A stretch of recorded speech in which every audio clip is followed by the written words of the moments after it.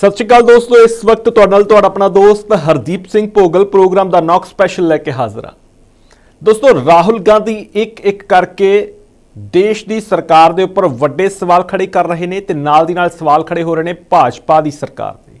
सवाल सिर्फ भाजपा की सरकार तक सीमित नहीं, बल्कि नाल दी नाल चोण कमीशन के उपर भी खड़े हो रहे हैं कि ये जिहड़ा चोण कमीशन का तंत्र जिसनूं इंडिपेंडेंट बॉडी मन्निया जाता हैगा, ये हुण इंडिपेंडेंट बॉडी नहीं रही, इसका सियासीकरण हो चुका। ये इल्ज़ाम जिहड़े ने राहुल गांधी सबूतां दे समेत लगा रहे हैं।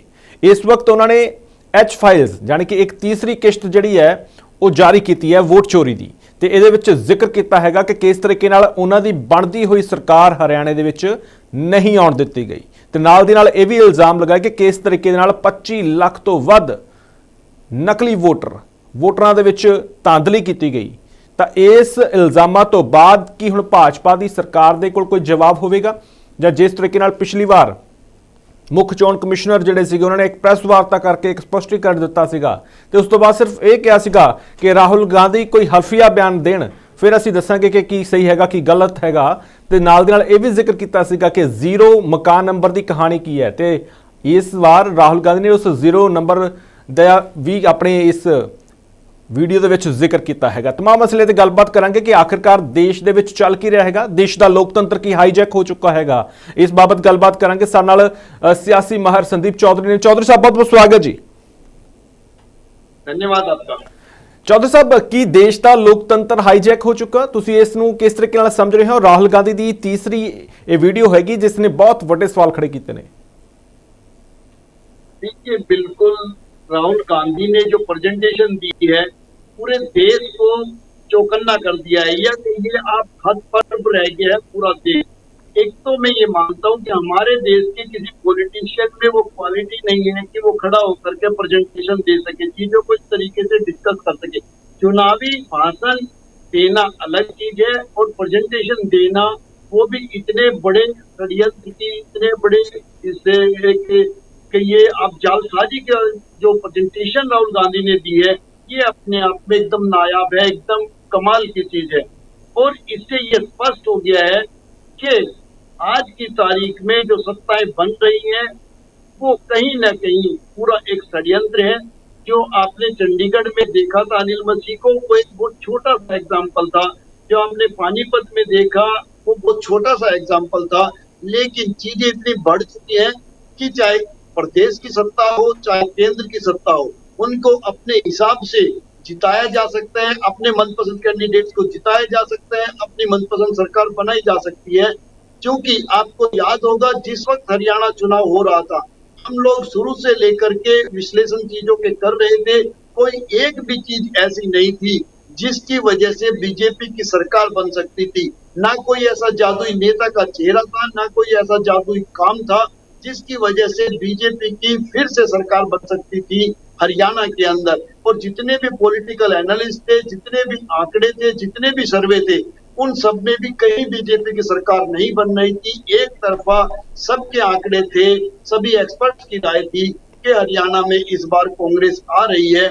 और इसीलिए मेरे ख्याल से बीजेपी कांग्रेस ने मंथन भी किया और कांग्रेस ने वो हर एक चीज जुटाई जिससे आज चीजें बिल्कुल साफ हो गई है कि किस तरीके से हरियाणा के चुनाव में धांधली की गई, किस तरीके से फर्जी वोट बनाए गए, किस तरीके से फर्जी वोट डाले गए, और किस तरीके से जो एक आईने की तरह साफ होता है कि बैलेट का जो वोटिंग होती है, जो बैलेट पेपर की काउंटिंग होती है, अगर कांग्रेस पार्टी उसमें जीत रही है तो फिर ऐसा क्या कारण है कि बूथों पर जो है कांग्रेस पार्टी हार जाती है।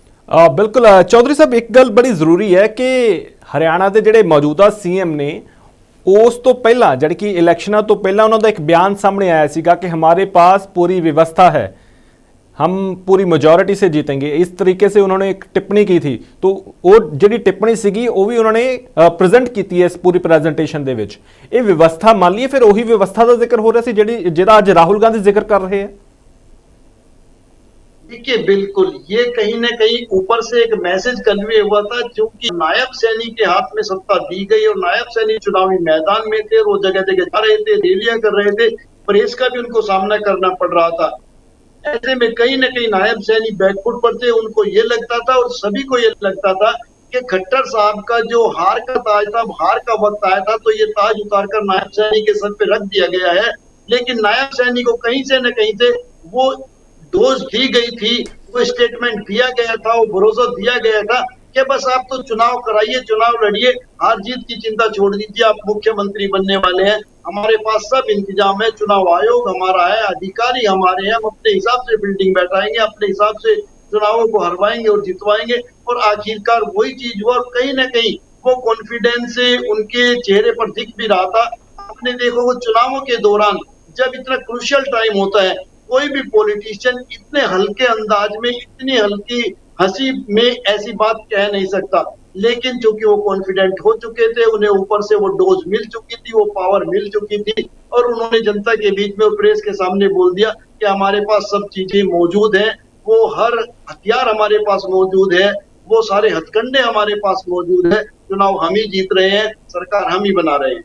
ਬਿਲਕੁਲ ਚੌਧਰੀ ਸਾਹਿਬ ਇੱਕ ਬੜੀ ਜ਼ਰੂਰੀ ਚੀਜ਼ ਹੈ ਕਿ ਜਦੋਂ ਇਸ ਤਰੀਕੇ ਦੇ ਹਾਲਾਤ ਹੋਣ ਇਹ ਸਾਰੀਆਂ ਚੀਜ਼ਾਂ ਸਾਹਮਣੇ ਪ੍ਰਤੱਖ ਨਜ਼ਰ ਆਉਂਦੀਆਂ ਹੁਣ ਇਸ ਤੋਂ ਪਹਿਲਾਂ ਵੀ ਰਾਹੁਲ ਗਾਂਧੀ ਨੇ 2 ਵਾਰ ਇਸ ਤਰੀਕੇ ਨਾਲ ਪ੍ਰੈਜੈਂਟੇਸ਼ਨ ਦੇ ਕੇ ਤੇ ਲੋਕਾਂ ਦੇ ਵਿੱਚ ਇੱਕ ਵੱਡਾ ਸਵਾਲ ਖੜਾ ਕੀਤਾ ਸੀ ਪਰ ਉਸ ਤੋਂ ਬਾਅਦ ਜਿਸ ਤਰੀਕੇ ਨਾਲ ਮੁੱਖ ਚੋਣ ਜਿਹੜੇ ਅਫੀਸਰ ਨੇ ਉਹਨਾਂ ਨੇ ਲੋਕਾਂ ਦੇ ਵਿੱਚ ਆਣ ਕੇ ਪ੍ਰੈਸ ਵਾਰਤਾ ਕਰਕੇ ਉਲਟਾ ਰਾਹੁਲ ਗਾਂਧੀ ਤੇ ਸਵਾਲ ਖੜੇ ਕੀਤੇ ਸੀਗੇ ਉਹਨਾਂ ਨੇ ਸਾਫ਼ ਤੌਰ ਤੇ ਜ਼ਿਕਰ ਕੀਤਾ ਸੀਗਾ ਕਿ ਹਾਊਸ ਜ਼ੀਰੋ ਦਾ ਜਿਹੜਾ ਮਾਇਨਾ ਹੁੰਦਾ ਉਹ ਕੀ ਹੁੰਦਾ ਹੈਗਾ ਤਾਂ ਉਹਨਾਂ ਨੇ ਆਪਣੇ ਤਰੀਕੇ ਦੇ ਨਾਲ ਬਹੁਤ ਸਾਰੀਆਂ ਚੀਜ਼ਾਂ ਉਹਨਾਂ ਨੂੰ ਦੱਸਣ ਦੀ ਕੋਸ਼ਿਸ਼ ਕੀਤੀ ਸੀ ਜਾਂ ਆਪਣਾ ਸਪਸ਼ਟੀਕਰਨ ਦੇਣ ਦੀ ਕੋਸ਼ਿਸ਼ ਕੀਤੀ ਸੀ ਕਿ ਕਿਸ ਤਰੀਕੇ ਨਾਲ ਇਹ ਸਾਰੀਆਂ ਚੀਜ਼ਾਂ ਚੱਲ ਰਹੀਆਂ ਨੇ ਤਾਂ ਸਭ ਤੋਂ ਵੱਡੀ ਗੱਲ ਇਹ ਹੈ ਕਿ ਇੱਕ ਇੰਡੀਪੈਂਡੈਂਟ ਬਾਡੀ ਹੁੰਦੀ ਹੈ ਚੋਣ ਕਮਿਸ਼ਨ ਤੇ ਉਸ ਦੇ ਵੱਲੋਂ ਇੱਕ ਪੋਲੀਟੀਕਲ ਤਰੀਕੇ ਦੀਆਂ ਸਟੇਟਮੈਂਟਸ ਕਿ ਰਾਹੁਲ ਗਾਂਧੀ ਹਲਫੀਆ ਬਿਆਨ ਦੇ ਦੇਣ ਅਸੀਂ ਕਾਰਵਾਈ ਕਰ ਦੇਵਾਂਗੇ ਅੱਜ ਤੁਸੀਂ ਇਸ ਸਥਿਤੀ ਦੇ ਵਿੱਚ ਕਿਸ ਤਰੀਕੇ ਨਾਲ ਦੇਖਦੇ ਹੋ ਕਿ ਚੋਣ ਕਮਿਸ਼ਨ ਕਿੱਥੇ ਖੜਾ ਹੈਗਾ देखिए आज की तारीख में स्थिति और परिस्थिति बिल्कुल बदल चुकी है। चुनाव आयोग कठपुतली की तरह काम कर रहा है। अदरवाइज ऐसा नहीं है कि सरकारें पहले लंबी नहीं चली। आपको याद होगा उड़ीसा के अंदर बीजू पटनायक ने राज किया, उनके बेटे नवीन पटनायक ने लंबे समय तक राज किया, लेकिन किसी ने चुनाव आयोग पर या धांधलियों में इस तरीके से उंगली नहीं उठाई। बंगाल के अंदर लंबा राज चला पिछली बुद्धदेव सरकार का और उससे पहले तो कभी किसी ने इस तरीके से उंगली नहीं उठाई। ममता बनर्जी का भी 3 बार से राज है लेकिन चुनाव आयोग पर उंगली नहीं उठी। लेकिन अब जाकर के कहीं न कहीं जिस तरीके से चुनावों को प्रभावित किया जाता है और मुझे तो यहाँ तक लगता है कहने में कोई गुरेज नहीं है कि जिस तरीके से गुजरात के अंदर लंबे समय तक मोदी जी ने राज किया तो कहीं न कहीं वो इतनी प्रैक्टिस करके गुजरात के अंदर आए हैं कि किस तरीके से चीजों को प्रभावित किया जा सकता है, किस तरीके से चीजों को तोड़ा जा सकता है, किस तरीके से चीजों को मोड़ा जा सकता है और किस तरीके से गद्दी पर काबिज रहा जा सकता है। यहाँ तक की मास्टरी में मानता हूँ, मैंने कई चीजें देखी हैं जो खुद बीजेपी के लिए भी थी।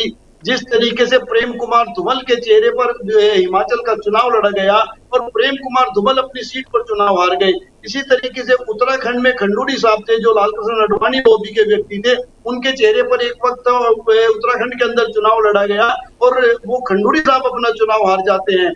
कई ऐसे एग्जाम्पल हैं जो आज सोचने को मजबूर करते हैं। जब से मोदी जी के हाथ में कमान आई है किसी को भी कहीं भी हरवाया जा सकता है, किसी को भी कहीं भी जितवाया जा सकता है। तो ये कमाल तभी हो सकता है जब अधिकारी आपके हों, पीठासीन अधिकारी आपके हों, जब चुनाव आयुक्त आपका हो। तो आज की तारीख में लोगों का जो भरोसा चुनाव आयोग में था वो कहीं ना कहीं पूरे तरीके से हिल चुका है।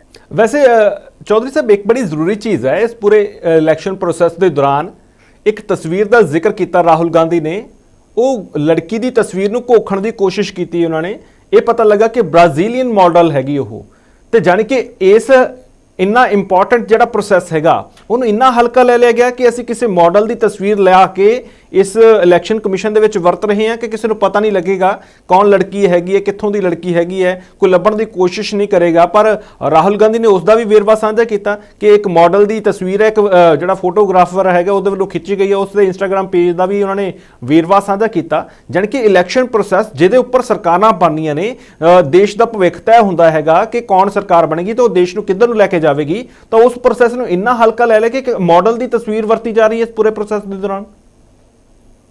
देखिए आप चीजों को देखिए कितनी गंभीरता से राहुल गांधी ने सामने रखा है और कितना गहन ऑपरेशन राहुल गांधी ने इस चीज का किया है कि किस तरीके से हरियाणा का चुनाव हुआ है, किस तरीके से चुनाव कराया गया है और इतनी बारीकी में जाना कि इस तरीके से कि एक व्यक्ति जो 100 वोट अपनी बनवा चुका है, एक व्यक्ति जो 200 वोट अपनी बनवा चुका है, और एक फोटो जो ब्राजीलियन जो मॉडल है उनका इस्तेमाल होता है, तो कहीं ना कहीं अगर हिंदुस्तानी का किसी का फोटो यूज होता तो मेरे ख्याल से उससे पूछताछ हो सकती थी, उसको पहचाना जा सकता था। तो कहीं ना कहीं मैं ये मानता हूँ जिन लोगों ने ये सारा सिस्टम फेल किया है, सारा सिस्टम हाईजैक किया है, वो बहुत ही मतलब उन्होंने जैसे मजाक के अंदाज में कि जैसे चुनाव आयोग और सारी चीजें सारा डाटा उनके हाथों में खेल रहा था। ये बिल्कुल मजाक के लहजे में किए गए काम है, और मजाक मजाक में उन्होंने हिंदुस्तान की जो आयोग है या जो हमारा जो सिस्टम है उस पूरे सिस्टम का मजाक और मखौल बना करके रख दिया, और ये कहीं ना कहीं प्रजातंत्र की, हमारे लोकतंत्र की पूरे तरीके से ਬਿਲਕੁਲ ਚੌਧਰੀ ਸਾਹਿਬ, ਜਦੋਂ ਦੇਸ਼ ਦੇ ਪ੍ਰਧਾਨ ਮੰਤਰੀ ਦੀ ਗੱਲ ਕਰੀਏ ਤਾਂ ਜਦੋਂ ਕਿਸੇ ਵੀ ਹੋਰ ਕੰਟਰੀ ਦੇ ਵਿੱਚ ਜਾਂਦੇ ਆ, ਮੁਲਕ ਦੇ ਵਿੱਚ ਜਾਂਦੇ, ਤਾਂ ਸਭ ਤੋਂ ਪਹਿਲਾਂ ਇਹੀ ਜ਼ਿਕਰ ਕਰਦੇ ਕਿ ਦੁਨੀਆ ਦੇ ਸਭ ਤੋਂ ਵੱਡੇ ਲੋਕਤੰਤਰ ਦੇਸ਼ ਦਾ ਮੈਂ ਪ੍ਰਤੀਨਿਧ ਹਾਂ। ਜਾਣੀ ਕਿ ਉਹ ਆਪਣੇ ਵੱਲੋਂ ਦੱਸਦੇ ਕਿ ਸਭ ਤੋਂ ਵੱਡਾ ਲੋਕਤੰਤਰ ਸਾਡੇ ਦੇਸ਼ ਦਾ ਹੈਗਾ, ਜਾਣੀ ਕਿ ਸਭ ਤੋਂ ਜ਼ਿਆਦਾ ਆਬਾਦੀ ਹੈ ਤੇ ਲੋਕਤੰਤਰ ਦਾ ਜ਼ਿਕਰ ਹੁੰਦਾ ਫਿਰ, ਕਿਉਂਕਿ ਬਾਕੀ ਜਿਹੜੇ ਵੱਡੀਆਂ ਕੰਟਰੀਆਂ ਨੇ ਉੱਥੇ ਲੋਕਤੰਤਰ ਨਹੀਂ, ਉੱਥੇ ਹੋਰ ਤਰੀਕੇ ਦੇ ਰਾਜ ਚੱਲ ਰਹੇ ਆ। ਪਰ ਸਭ ਤੋਂ ਵੱਡੀ ਗੱਲ ਇਹ ਕਿ ਇਸ ਗੱਲ ਦੀ ਹੁਣ ਚਰਚਾ ਪੂਰੀ ਦੁਨੀਆ ਦੇ ਵਿੱਚ ਹੋਵੇਗੀ ਕਿ ਕਿਸ ਤਰੀਕੇ ਦਾ ਲੋਕਤੰਤਰ ਹੈਗਾ। ਤਾਂ ਲੱਗਦਾ ਨਹੀਂ ਕਿ ਪੂਰੀ ਦੁਨੀਆ ਦੇ ਵਿੱਚ ਹੇਠੀ ਹੋਵੇਗੀ ਦੇਸ਼ ਦੀ। ਅਸੀਂ ਤਾਂ ਇਹ ਜ਼ਿਕਰ ਕਰ ਰਹੇ ਸੀ ਕਿ ਅਸੀਂ ਦੇਸ਼ ਨੂੰ ਅੱਗੇ ਲੈ ਕੇ ਜਾਣਾ ਹੈਗਾ, ਪਰ ਜਦੋਂ ਇਸ ਤਰੀਕੇ ਨਾਲ ਚੱਲੇਗੀ ਚੀਜ਼, ਲੋਕਾਂ ਦੇ ਸਾਹਮਣੇ ਇਹ ਚੀਜ਼ਾਂ ਆਉਣਗੀਆਂ, ਤਾਂ ਫਿਰ ਤਾਂ ਉੱਥੇ ਨੈਗੇਟਿਵ ਚੀਜ਼ ਚੱਲੇਗੀ, ਨੈਗੇਟਿਵ ਖਬਰਾਂ ਚੱਲਣਗੀਆਂ, ਤਾਂ ਦੇਸ਼ ਦੀ ਪ੍ਰਭੂਸੱਤਾ ਤੇ ਦੇਸ਼ ਦੀ ਅਖੰਡਤਾ ਤੇ ਵੀ ਅਸਰ ਪਵੇਗਾ ਉਸ ਦਾ। देखिए, बिल्कुल लोकतंत्र की तो आज एक तरीके से सबके सामने हत्या हुई है, उस चीज को जीता जागता उदाहरण है राहुल गांधी की प्रेजेंटेशन जिसे उन्होंने दिखाया है। और ये चीजें धीरे धीरे धीरे लंबे समय से हो रही थी, और इनसे आप वो चीजें भी समझिए, जब बीजेपी या सत्ताधारी लोग जब ये बात कहते हैं कि एक स्टेट में तो ये जीत जाते हैं, अगर किसी का मुंह बंद करना है तो एक छोटे से स्टेट में उनको जिता दो और बाकी सब जगह उनका सूपड़ा साफ करा दो। इससे आप ईवीएम का ब्लेम भी बचा सकते हैं, इससे आप दूसरे पर मतलब उसका मुंह भी बंद करने की कोशिश कर सकते हैं। उल्टे चैनलों के माध्यम से, मीडिया के माध्यम से, जो सेटल्ड मीडिया है उनके माध्यम से आप विपक्ष को दबा भी सकते हैं, दूसरे का चरित्र हनन भी कर सकते हैं, राहुल गांधी को बेवकूफ भी बोल सकते हैं। लेकिन मैं आज दावे के साथ ये चीजें कह सकता हूं कि राहुल गांधी ने वो करके दिखाया है जो आजाद हिंदुस्तान की राजनीति में कोई पॉलिटिशियन आज तक कर नहीं पाया। उन्होंने नेहरू को भी पीछे छोड़ा, इंदिरा गांधी को भी, राहुल गांधी को भी, और जितने भी नेता हुए उन सबसे कहीं ना कहीं आगे जाकर के उन्होंने ये प्रेजेंटेशन दी है। ये प्रेजेंटेशन देने की हिम्मत अच्छे मुझे नहीं लगता कंप्यूटर साइंस के विद्यार्थी में भी होगी। ਅੱਛਾ ਚੌਧਰੀ ਸਾਹਿਬ, ਇੱਕ ਗੱਲ ਆਪਾਂ ਹੁਣ ਥੋੜੀ ਜਿਹੀ ਫਲਿੱਪ ਕਰਕੇ ਦੇਖੀਏ। ਆਪਾਂ ਇਧਰਲਾ ਪੱਖ ਤਾਂ ਦੱਸ ਰਹੇ ਹਾਂ, ਪਰ ਹੁਣ ਜੇ ਸਪੋਜ਼ ਕਰੋ ਕੱਲ ਨੂੰ ਹੁਣ ਚੋਣ ਕਮਿਸ਼ਨ ਦੇ ਉੱਪਰ ਸਵਾਲ ਉੱਠੇ ਨੇ, ਕਿਉਂਕਿ ਰਾਹੁਲ ਗਾਂਧੀ ਨੇ ਬਤੌਰ ਜਿਹੜੇ ਚੀਫ ਆਫਿਸਰ ਨੇ ਸਾਡੇ, ਉਹਨਾਂ ਦੀ ਤਸਵੀਰ ਲਾ ਕੇ ਗਾਇਨੇਸ਼ ਉਹਨਾਂ ਦਾ ਜ਼ਿਕਰ ਵੀ ਕੀਤਾ, ਗਿਆਨ ਜਿਹੜਾ ਦੱਸਿਆ, ਕਹਿੰਦੇ ਇਹ ਜਿਹੜਾ ਗਿਆਨ ਦੇ ਰਹੇ ਨੇ ਉਸ ਦਾ ਜ਼ਿਕਰ ਵੀ ਕੀਤਾ। ਤੁਹਾਨੂੰ ਲੱਗਦਾ ਕਿ ਸੰਭਾਵੀ ਤੌਰ ਤੇ ਹੋ ਸਕਦਾ ਕਿ ਕੱਲ ਨੂੰ ਚੋਣ ਕਮਿਸ਼ਨ ਵੀ ਸਾਹਮਣੇ ਆਵੇ, ਆਪਣੇ ਤਰੀਕੇ ਨਾਲ ਪੱਖ ਰੱਖਣ ਦੀ ਕੋਸ਼ਿਸ਼ ਕਰੇ, ਜਾਂ ਹੋ ਸਕਦਾ ਕਿ ਐਡੀ ਵੱਡੀ ਚੋਰੀ ਫੜੀ ਗਈ ਹੈ ਤਾਂ ਚੁੱਪ ਹੋ ਜਾਵੇ। ਬਹੁਤ ਸਾਰੀਆਂ ਚੀਜ਼ਾਂ ਹੋ ਸਕਦੀਆਂ। ਪਰ ਤੁਹਾਡੇ ਹਿਸਾਬ ਨਾਲ ਜਿਹੜੀਆਂ ਹੁਣ ਚੀਜ਼ਾਂ ਅੱਜ ਰਾਹੁਲ ਗਾਂਧੀ ਨੇ ਪੇਸ਼ ਕੀਤੀਆਂ, ਇਹਨਾਂ ਨੂੰ ਜੇ ਡਿਫੈਂਡ ਕਰਨਾ ਹੋਵੇ ਤੁਹਾਡੇ ਸਾਹਮਣੇ ਕੀ ਡਿਫੈਂਡ ਕੀਤਾ ਜਾ ਸਕਦਾ? ਕਿਉਂਕਿ ਇਸ ਤੋਂ ਪਹਿਲਾਂ ਜਦੋਂ ਅਸੀਂ ਦੇਖਿਆ ਚੋਣ ਕਮਿਸ਼ਨ ਨੇ ਪ੍ਰੈਸ ਵਾਰਤਾ ਕੀਤੀ, ਉਹਦੇ ਵਿੱਚ ਇਹ ਜ਼ਿਕਰ ਕੀਤਾ ਵੀ ਜ਼ੀਰੋ ਮਕਾਨ ਤਾਂ ਉਹਨਾਂ ਦੇ ਹੋ ਸਕਦੇ ਆ ਜਿਨ੍ਹਾਂ ਤੋਂ ਕੋਲ ਘਰ ਨਹੀਂ ਹੈਗਾ, ਕੋਈ ਕਹਿੰਦਾ ਘਰ ਤੋਂ ਬਾਹਰ ਸੌਂਦਾ ਹੈਗਾ, ਕੋਈ ਲੈਂਪ ਦੇ ਥੱਲੇ ਸੌਂਦਾ ਹੈਗਾ, ਕੋਈ ਪੁਲ ਦੇ ਥੱਲੇ ਸੌਂਦਾ ਹੈਗਾ। ਇਦਾਂ ਦੀਆਂ ਉਦਾਹਰਨਾਂ ਦਿੱਤੀਆਂ ਸੀ ਤੇ ਰਾਹੁਲ ਗਾਂਧੀ ਨੇ ਉਹਦਾ ਵੀ ਜਵਾਬ ਦਿੱਤਾ ਹੈਗਾ। ਇੱਕ ਮਕਾਨ ਦੇ ਵਿੱਚ ਕਿੱਦਾਂ 100 200 ਬੰਦਾ ਰਹਿ ਰਿਹਾ ਹੈਗਾ, ਉਸ ਦਾ ਉਹਨਾਂ ਨੇ ਜ਼ਿਕਰ ਕੀਤਾ ਸੀ। ਤਾਂ ਅੱਜ ਉਹਨਾਂ ਨੇ ਉਹ ਵੀ ਤਸਵੀਰਾਂ ਪੇਸ਼ ਕਰਤੀਆਂ, ਛੋਟਾ ਜਿਹਾ ਮਕਾਨ ਇੱਕ ਕਮਰੇ ਦਾ, ਉਹਦੇ ਵਿੱਚ ਕਿਸ ਤਰੀਕੇ ਨਾਲ 200 ਬੰਦੇ ਦਾ ਘਰ ਦਿਖਾਇਆ ਗਿਆ ਹੈਗਾ। ਤਾਂ ਇਹ ਜਿਹੜੀਆਂ ਚੀਜ਼ਾਂ ਹੁਣ ਦਿਖਾ ਦਿੱਤੀਆਂ ਗਈਆਂ, ਇਹਦਾ ਤੁਹਾਨੂੰ ਕੀ ਲੱਗਦਾ ਕੀ ਜਵਾਬ ਦੇ ਸਕਦਾ ਹੈਗਾ इलेक्शन कमीशन ਕੱਲ ਨੂੰ? देखिए, मैं आपको बताऊं, पहली बात तो ये है जो इलेक्शन कमीशन है, या कहिए इलेक्शन कमीशन का नाम हम बेकार ही लेते हैं आज की तारीख में, जो ज्ञानेश कुमार गुप्ता जी हैं, वो गुप्ता जी के चारों तरफ 2-3 लेयर की सुरक्षा है। एक तो सबसे पहले मीडिया की सुरक्षा है। अभी सबसे पहले तो मीडिया उनके पक्ष में आकर के खड़ा हो जाएगा और उन्हें किसी न किसी तरीके से बचाने की कोशिश करेगा।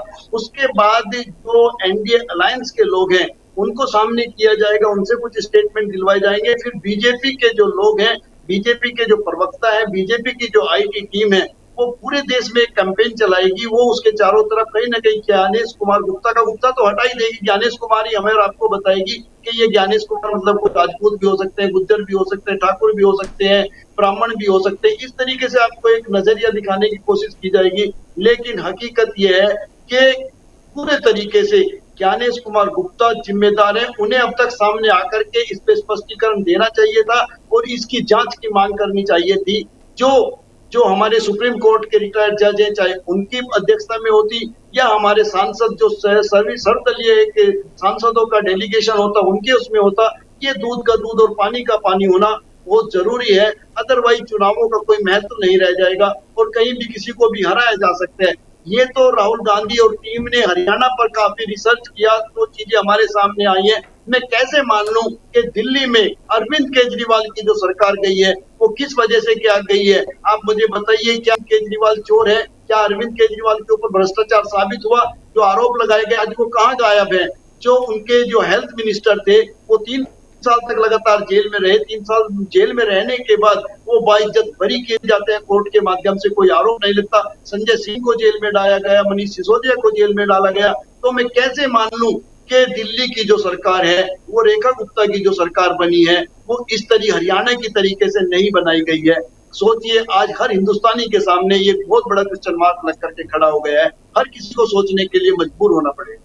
ਸਰ ਇੱਕ ਜ਼ਿਕਰ ਆਪਾਂ ਇੱਥੇ ਉਹ ਵੀ ਕਰਦੇ ਚੱਲੀਏ ਕਿਉਂਕਿ ਬਿਹਾਰ ਦੀ ਇਲੈਕਸ਼ਨ ਦਾ ਸਭ ਤੋਂ ਵੱਡਾ ਜ਼ਿਕਰ ਇਸ ਵੇਲੇ ਹੋ ਰਿਹਾ ਸਿਆਸੀ ਗਲਿਆਰਿਆਂ ਦੇ ਵਿੱਚ, ਉਸ ਦੀ ਚਰਚਾ ਚੱਲ ਰਹੀ ਹੈ। ਹਰ ਇੱਕ ਪੋਲੀਟੀਕਲ ਐਨਾਲਿਸਟ ਇਸ ਵੇਲੇ ਉਸ ਚੀਜ਼ ਦੀ ਗੱਲ ਕਰ ਰਿਹਾ ਹੈਗਾ। ਰਾਹੁਲ ਗਾਂਧੀ ਨੇ ਵੀ ਸ਼ੰਕੇ ਜ਼ਾਹਿਰ ਕੀਤੇ, ਕਹਿੰਦੇ ਕਿ ਸਾਨੂੰ 1 ਮਿੰਟ ਪਹਿਲਾਂ ਇਲੈਕਸ਼ਨ ਕਮਿਸ਼ਨ ਦੇ ਵੱਲੋਂ ਵੋਟਰ ਸੂਚੀ ਜਿਹੜੀ ਹੈ ਮੁਹੱਈਆ ਕਰਵਾਈ ਜਾ ਰਹੀ ਹੈ ਤੇ ਇੱਕਦਮ ਇੰਨੀ ਵੱਡੀ ਰਿਸਰਚ ਕਰ ਪਾਉਣਾ ਬਹੁਤ ਔਖਾ ਹੋ ਜਾਂਦਾ। ਜੇ ਸਾਨੂੰ ਇਲੈਕਟ੍ਰੋਨਿਕ ਡਾਟਾ ਮਿਲ ਜਾਵੇ ਫਿਰ ਤਾਂ ਅਸੀਂ ਕਹਿੰਦੇ ਪਤਾ ਲਗਾ ਸਕਦੇ ਹਾਂ, ਪਰ ਇੱਕ ਲੜਕੀ ਜਾਂ ਇੱਕ ਵਿਅਕਤੀ ਜਿਹਦੀ ਫੇਕ ਆਈਡੀ ਦੇ ਨਾਲ ਆਪਾਂ ਕਹਿ ਸਕਦੇ ਹਾਂ ਵੱਖ-ਵੱਖ ਪੂਲਿੰਗ ਬੂਥ ਜਿਹੜੇ ਹੁੰਦੇ ਨੇ ਉਹਨਾਂ ਤੇ ਜੇ ਵੋਟ ਬਣਾਈ ਹੋਵੇ ਤਾਂ ਬੰਦਾ ਕਿੱਦਾਂ ਪਤਾ ਕਰੇ ਵੀ ਉਹ ਇੱਕ ਬੂਥ ਤੇ ਵੀ ਵੋਟ ਪਾ ਰਿਹਾ, ਫਿਰ ਦੂਸਰੇ ਤੇ ਜਾ ਕੇ ਪਾ ਰਿਹਾ, ਫਿਰ ਤੀਸਰੇ ਤੇ ਜਾ ਕੇ ਪਾ ਰਿਹਾ। ਇੱਕ ਵਿਅਕਤੀ 20-25 ਵੋਟ ਇੱਕ ਦਿਨ ਦੇ ਵਿੱਚ ਪਾ ਰਿਹਾ ਹੈਗਾ ਤਾਂ ਉਹਨੂੰ ਕਿਸ ਤਰੀਕੇ ਨਾਲ ਅਸੀਂ ਡੀਕੋਡ ਕਰ ਸਕਦੇ ਹਾਂ, ਕਿਉਂਕਿ ਜੇ ਉਹਦੀ ਵੋਟ ਹੀ ਸਾਰੇ ਪਾਸੇ ਦਿਖਾਈ ਹੋਈ ਤਾਂ ਅਸੀਂ ਉਹਨੂੰ ਫੜ ਨਹੀਂ ਸਕਦੇ ਹੈਗੇ। ਤਾਂ ਤੁਸੀਂ ਇਹ ਜਿਹੜੀ ਬਿਹਾਰ ਦੀ ਇਲੈਕਸ਼ਨ ਹੈਗੀ ਆ ਉਸ ਤੋਂ ਪਹਿਲਾਂ ਇਹ ਚੀਜ਼ ਹੋਣੀ ਜਿਹੜੀ ਰਾਹੁਲ ਗਾਂਧੀ ਨੇ ਜਿਹੜਾ ਖੁਲਾਸਾ ਕੀਤਾ, ਇਹਨੂੰ ਕਿਸ ਤਰੀਕੇ ਨਾਲ ਦੇਖਦੇ ਹੋ? ਇਲੈਕਸ਼ਨ ਕਮਿਸ਼ਨ ਦਾ ਰਵੱਈਆ ਕਿਸ ਤਰੀਕੇ ਨਾਲ ਰਹੂਗਾ ਜਾਂ ਬਿਹਾਰ ਦੀ ਇਲੈਕਸ਼ਨ ਨੂੰ ਕਿਸ ਤਰੀਕੇ ਨਾਲ ਇੰਪੈਕਟ ਰਹੂਗਾ इसका? देखिए, मुझे तो लगता है आजकल सभी चिकने गड़े हो गए हैं, उन पे कुछ फर्क नहीं पड़ता। उनका मकसद है कि अपने लोगों को और अपने आका के इशारे पर काम करना, उनको जितवाना। बाकी एक एग्जाम्पल काफी होता है। राहुल गांधी ने पहले भी ऐसे लोगों को ला करके सामने खड़ा कर दिया था जिनको मृत घोषित कर दिया था और वो जिंदा थे। इसी तरीके से ये चीजें हैं, एक एक व्यक्ति की कई कई वोट बना देना और फिर उनके वोट डालना। आपको याद होगा हमारी फिंगर पे भी एक निशान लगाया जाता है, एक मार्क आ जाता है एक वोट डालने के बाद। लेकिन ऐसे केमिकल भी इजाद कर लिए हैं कि अगर आपने वो केमिकल अपने हाथों पे लगा रखा है तो वो जो निशान आपके हाथ पे लगाते हैं वो 1 सेकंड में साफ हो जाता है। आप अपने हैंकी से उसको साफ कीजिए, वहां पे कोई निशान बचता ही नहीं है। या फिर ऐसे भी अधिकारी होंगे जिन्हें कुछ ऐसा, जब हम कोई फील्डिंग लगा देते हैं तो उनको पता रहता है किसके निशान लगाना है किसके निशान नहीं लगाना है, या वो इंकी इतनी हल्की लगा दो कि वो जाते ही पानी से धुल जाए। बहुत सारी चीजें हो सकती है और अब तो हो रही है, ये मान के चलिए, क्योंकि दूध का दूध पानी का पानी हो चुका है, सब कुछ आपके सामने है। और कांग्रेस पार्टी को 25 लाख, सोचिए 8 में से 1 वोट फेक है, 1 वोट चोरी का है, तो कितनी बड़ी चीज है और कितनी बड़ी हार बीजेपी की हरियाणा के अंदर होने वाली थी, आप आइडिया नहीं लगा सकते। मुझे लगता है सभी की जमानत जब्त भी हो सकती थी, लेकिन वो लोग सरकार चला रहे हैं। और बिल्कुल जिस तरीके राहुल गांधी दस रहे हैं कि 25 ਲੱਖ ਵੋਟ ਦਾ ਹੇਰਫੇਰ ਹੋਇਆ ਹੈ ਤੇ ਕੁਝ ਕਨਸਟੀਟੂਐਂਸੀ ਤੇ ਉਹਨਾਂ ਦੀ ਸਿਰਫ 22000 ਵੋਟਾਂ ਦੇ ਨਾਲ ਹਾਰ ਹੋਈ ਹੈ। ਉਹ ਕਿਸੇ ਕਨਸਟੀਟੂਐਂਸੀ ਦੇ 2023 2300 2400 2500, ਤਾਂ ਇਸ ਤਰੀਕੇ ਨਾਲ ਆંકੜੇ ਤਾਂ ਬਹੁਤ सबसे बड़ी जो बात है वो ये है कि बैलेट पेपर में कहीं एक भी सीट पर कांग्रेस का एक भी प्रत्याशी हार नहीं रहा है। तो इन चीजों को आप देखिए और सोचिए, खुद में डराने वाली चीजें हैं कि हमारे लोकतंत्र के साथ किस तरीके का खिलवाड़ हो रहा है, किस तरीके से आंखों पे पट्टी बांधी जा रही है और केवल एक मीडिया को मैनेज करके पूरे देश को किस तरीके से पागल बनाया जा रहा है। चौधरी साहब, इसके उदाहरण आपने कई बार देखे। मुझे दुख है, पाकिस्तान के साथ हमारी लड़ाई थी, पहले भी कई बार ये लड़ाई हुई है, नफे नुकसान होते हैं, लेकिन जिस तरीके से मीडिया मैनेजमेंट किया गया जी बात है, वो कोई मीडिया मैनेजमेंट हर जगह किया जाता है, हर जगह चीजों को इस तरीके से दिखाने की कोशिश की है कि एक नेता को और एक पार्टी को हीरो बनाकर पेश किया जाता है। ਜੀ ਅੱਛਾ ਚੌਧਰੀ ਸਾਹਿਬ, ਇੱਕ ਬੜੀ ਜ਼ਰੂਰੀ ਚੀਜ਼ ਹੈ, ਅਸੀਂ ਲਗਾਤਾਰ ਸਮਝਣ ਦੀ ਕੋਸ਼ਿਸ਼ ਕਰ ਰਹੇ ਹਾਂ, ਬਹੁਤ ਸਾਰੀਆਂ ਚੀਜ਼ਾਂ ਹੋ ਵਾਪਰ ਰਹੀਆਂ, ਪਰ ਸਭ ਤੋਂ ਵੱਡੀ ਗੱਲ ਇਹ ਹੈ ਕਿ ਰਾਹੁਲ ਗਾਂਧੀ ਨੇ ਇੱਕ ਸੰਵੇਦਨਾ ਵੀ ਵਿਅਕਤ ਕੀਤੀ ਕਿ ਇਹ ਜਿਹੜਾ ਲੋਕਤੰਤਰ ਆ ਕਿਸ ਤਰੀਕੇ ਨਾਲ ਉਸ ਦੇ ਨਾਲ ਘਾਣ ਹੋ ਰਿਹਾ, ਪਰ ਦੂਸਰੇ ਪਾਸੇ ਇੱਕ ਸਵਾਲ ਵੀ ਰੇਜ਼ ਕੀਤਾ ਕਿ ਅਸੀਂ ਕਹਿੰਦੇ ਕਿ ਇਹ ਚੀਜ਼ ਜਿਹੜੀ ਹੈ ਲੋਕਾਂ ਦੀ ਕਚਹਿਰੀ ਦੇ ਵਿੱਚ ਰੱਖ ਰਹੇ ਹਾਂ, ਅਸੀਂ ਕਿਸੇ ਬੰਦ ਕਮਰੇ ਦੇ ਵਿੱਚ ਨਹੀਂ ਰੱਖ ਰਹੇ, ਅਸੀਂ ਪ੍ਰੋਪਰ ਪ੍ਰੈਸ ਕਾਨਫਰੰਸ ਕਰ ਰਹੇ ਹਾਂ, ਮੀਡੀਆ ਦੇ ਸਾਹਮਣੇ ਖੁੱਲ੍ਹੇ ਦੇ ਵਿੱਚ ਇਹ ਚੀਜ਼ ਰੱਖ ਰਹੇ ਹਾਂ, ਤੇ ਕੀ ਸਾਡੀਆਂ ਅਦਾਲਤਾਂ ਨੂੰ ਇਹ ਚੀਜ਼ਾਂ ਨਜ਼ਰ ਨਹੀਂ ਆ ਰਹੀਆਂ ਇਸ ਵੇਲੇ? ਉਹਨਾਂ ਨੇ ਅਦਾਲਤਾਂ ਦੇ ਉੱਪਰ ਵੀ ਇੱਕ ਸਵਾਲ ਖੜਾ ਕੀਤਾ। ਅਸੀਂ ਦੇਖਦੇ ਹਾਂ ਕਿ ਛੋਟੇ ਛੋਟੇ ਮਸਲਿਆਂ ਦੇ ਵਿੱਚ ਕਈ ਵੇਲੇ ਅਦਾਲਤਾਂ ਸੂਮੋ ਨੋਟਿਸ ਲੈ ਲੈਂਦੀਆਂ। ਪਿੱਛੇ ਜੇ ਅਸੀਂ ਦੇਖਿਆ ਡੌਗਸ ਵਾਲਾ ਮਸਲਾ ਸੀਗਾ, ਜਾਂ ਹੋਰ ਵੀ ਕਈ ਮਸਲੇ ਨੇ ਜਿਨ੍ਹਾਂ ਦੇ ਵਿੱਚ ਅਦਾਲਤਾਂ ਇੰਟਰਵੀਨ ਕਰਦੀਆਂ ਨੇ ਜਦੋਂ ਪਤਾ ਹੋਵੇ ਵੀ ਇਹ ਚੀਜ਼ ਗਲਤ ਹੋ ਰਹੀ ਹੈ। ਅਦਾਲਤਾਂ ਦਾ ਇੱਕ ਰੋਲ ਬਹੁਤ ਹਾਂ ਪੱਖੀ ਵੀ ਰਹਿੰਦਾ ਹੈਗਾ, ਪਰ ਇੱਥੇ ਦੇਸ਼ ਦੇ ਵਿੱਚ ਐਡੀ ਵੱਡੀ ਜੇ ਵੋਟ ਚੋਰੀ ਹੋ ਰਹੀ ਹੈ ਕਿ ਅਦਾਲਤਾਂ ਦੇ ਧਿਆਨ ਦੇ ਵਿੱਚ ਇਹ ਮਸਲਾ ਨਹੀਂ, ਜਾਂ ਫਿਰ ਅੱਜ ਕੱਲ੍ਹ ਅਸੀਂ ਇਹ ਵੀ ਸਮਝ ਲਈਏ ਕਿ ਅਦਾਲਤਾਂ ਵੀ ਮੈਨੇਜ ਹੋ ਜਾਂਦੀਆਂ ਨੇ? देखिए, आपने बहुत बड़ी बात कही है। आज की तारीख में हकीकत ये है कि अदालतें भी मैनेज हो रही हैं, चीजें हमारी जुडिशरी में भी घुस चुकी हैं। और रही बात मोदी जी की, तो मैं खुल के कह सकता हूँ, मोदी जी वही चीज पिक करते हैं जो उनकी काम की होती है। देखिए, उन्होंने मणिपुर नाम में मणि ढूंढ लिया था, लेकिन बिहार इलेक्शन के बिहार में के बाद हार भी है बिहार में, वो हार पे वो ध्यान नहीं देते हैं। ठीक इसी तरीके से जो प्रेजेंटेशन उनके सामने दी गई है, ये तो अपने आप में पूरा साम्राज्य खत्म कर देने वाली चीज है। तो वे कहीं ना कहीं इस पे पर्दा डालते दिखाई देंगे, मीडिया इसको वो कवरेज नहीं देगा और चीजों को दबाने की पूरे तरीके से कोशिश की जाएगी। राहुल गांधी की चीजें कहीं ना कहीं निकाल कर लाई जाएंगी। जिस तरह आपको याद होगा, मोदी जी ने कहा था ऐसी मशीन बनेगी, राहुल गांधी ने मोदी जी के बारे में बताया था कि मोदी जी कल कहेंगे ऐसी मशीन बनेगी कि मैं इधर से आलू डालूंगा उधर से सोना निकलेगा। और वो हमारी मीडिया मैनेजमेंट ने इस तरीके से राहुल गांधी के चेप दिया था।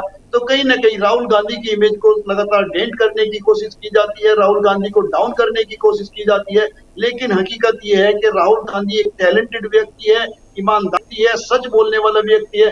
आप मुझे इनका कोई भी ऐसा वो नहीं दिखा सकते जहाँ पावर का मिसयूज इन्होंने किया हो या किसी को गाली दी हो कि कई किसानों के ऊपर गाड़ियां चढ़ा दी हो। किसी भी तरीके से आप मुझे 10 झूठ भी नहीं इनके बता सकते।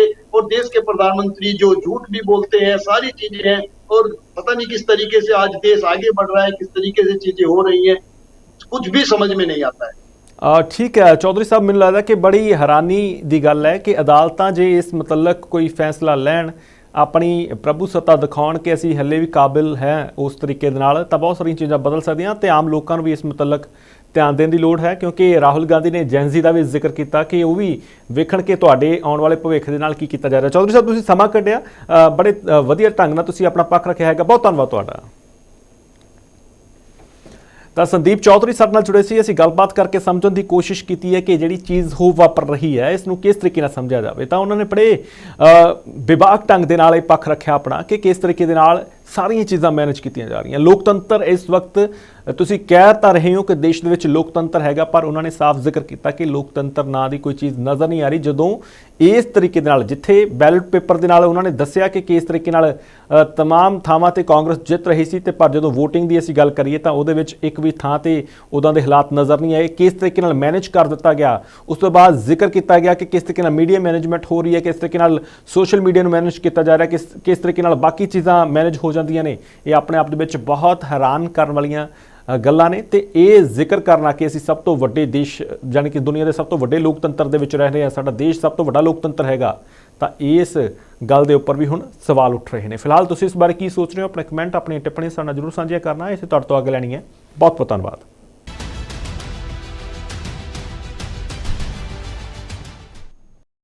क्या आप कनाडा एंड अमेरिका में हैं और आप अपना डेंटल ट्रीटमेंट भी करवाना चाहते हैं and you are also planning a trip to India, so we have one of the best and the top most dental clinic situated in the heart of Chandigarh and Mohali, जहां हम ये सारे प्रोसीजर्स पेनलेस तरीके से तो करते ही हैं, rather we try our best कि शॉर्ट ड्यूरेशन ऑफ टाइम में भी खत्म हो जाए, जिसके लिए हम हाई एंड टेक्नोलॉजी यूज़ करते हैं। चाहे वो डेंटल इम्प्लांट्स हो, स्माइल मेकओवर हो या इनविजिबल ब्रेसेस हो, we try our best to finish your case in the best possible way.